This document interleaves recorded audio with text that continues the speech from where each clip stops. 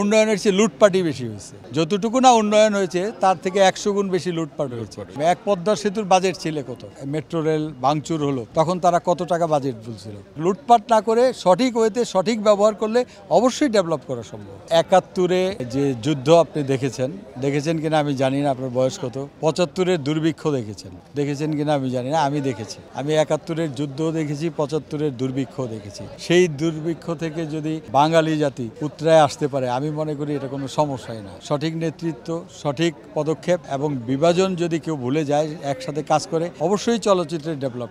আর উন্নয়নের কথা বলছেন গত 16 বছরে, আমি তো একজন দেশের সাধারণ নাগরিক হিসাবে আমি বলবো উন্নয়নের চেয়ে লুটপাটই বেশি হয়েছে। যতটুকু না উন্নয়ন হয়েছে তার থেকে 100 গুণ বেশি লুটপাট হয়েছে, যা আমরা এতদিন বুঝতে পারিনি পত্রিকার মাধ্যমে। এক পদ্মা সেতুর বাজেট ছিল কত, এই যে মেট্রো রেলের বাজেট ছিল কত। তারপরে যখন এই 5ই আগস্ট, তার আগে যখন মেট্রো রেল ভাঙচুর হলো তখন তারা কত টাকা বাজেট বলছিল কত টাকা, যে কত 100 কোটি টাকা লাগবে ঠিক করতে। কিন্তু আমরা এখন কি দেখছি, তাহলে এগুলি সব লুটপাট না করে সঠিক ওয়েতে সঠিক ব্যবহার করলে অবশ্যই ডেভেলপ করা সম্ভব। অনুদান তো টোটালি লুটপাট হয়েছে, এটা তো আপনি জানেন যে টোটাল অনুদান লুটপাট হয়েছে। 65 লাখ টাকা অনুদান পাইছে, 20 লাখ টাকা খরচ করছে, আর বাকি টাকাই খেয়ে ফেলছে।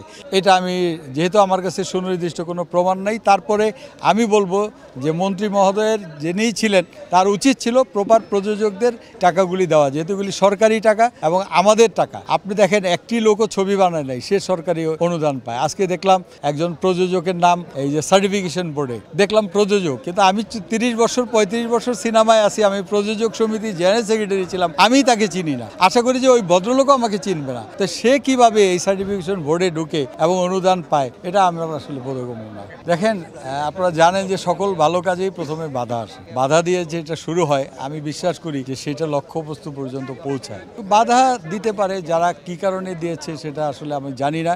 আমরা 4 দিন আগে বুকিং দিয়েছি, গতকালকে আমাদেরকে টাকা দিতে বলেছে, আমরা টাকা দিয়েছি এবং এখানে প্রোগ্রাম করার অনুমতিপত্র দিয়েছে। এমডি মহোদয় আপনাকে সকাল 10টায় আসতে বলছে, একটু কথা আছে। তা আমি তার নাম্বার নিয়ে আমি বললাম যে সকাল 10টায় আসতে পারবো না, আমি তার সাথে কথা বলছি। ফোন দিলাম, তখন উনি বলল যে বদিউল আলম খোকন ফোন দিয়েছিল, তারাও ওই সেম ডেটে বুকিং চায়। তা আমি বললাম যে আপনি আমাদের অর্ডার দিয়ে দিয়েছেন এবং সেম ডেটে আবার কিভাবে বুকিং দেবেন। বললো যে আপনি সকালবেলা আসেন কালকে। আমি বললাম যে আমাদের সব সাংবাদিক ভাইদের কল দেওয়া হয়ে গেছে, আমাদের প্রোগ্রামও রেডি, সব প্রস্তুতি নেওয়া শেষ। এখন যদি বদিউল আলম খোকন সাহেব কালকেই চায়, তো আমাদের তো আপনি দিয়ে দিচ্ছেন, আবার উনি চাবে কেন? ওনাদেরকে বলে দেন আপনারা যে একজনকে দেওয়া হয়েছে। বললো যে কালকে আসেন। তো আজকে আসলাম, ঠিক 1টার সময় তার সাথে কথা বললাম, গেলাম। যাওয়ার পরে যেহেতু সাইমন তারিক আমাদের এই চলচ্চিত্র উন্নয়ন ফোরামের যুগ্ম সদস্য সচিব, তার স্বাক্ষরিত একটি চিঠিতেই গেছে, ওনাকে একটি চিঠি দিয়ে দিছে, যেই চিঠিতে লেখা আছে অনিবার্য কারণবশত আপনাদের হল বরাদ্দ বাতিল করা হলো। কি কারণে করছে এটা আমার মনে হয় এমডি সাহেবই সবচেয়ে ভালো বলতে পারে। অনিবার্য কারণ তো আর আমরা জানতে পারবো না।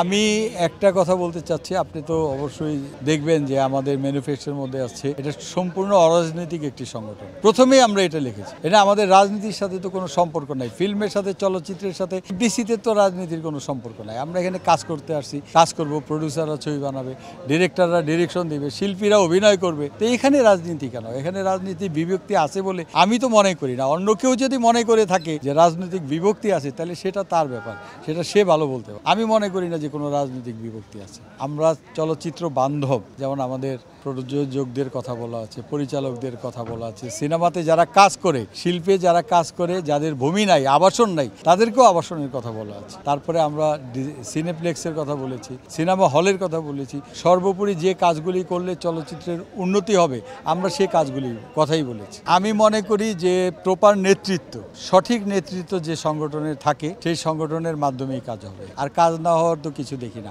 আরেকজন যদি চলচ্চিত্রের উন্নয়নের কথা বলে, আমি যদি চলচ্চিত্রের উন্নয়নের কথা বলি, আমি মনে করি যে কারোর মধ্যে কারো ডিফারেন্স নাই। তারা চলচ্চিত্র উন্নয়নের কথা বলবে, আমরাও চলচ্চিত্র উন্নয়নের কথা বলবো। তাদের সাথে আমাদের কোনো শত্রুতাও নাই, বিভেদও নাই। তারাও চলচ্চিত্র উন্নয়নের কাজ করবে, আমরাও চলচ্চিত্র উন্নয়নের কাজ করবো।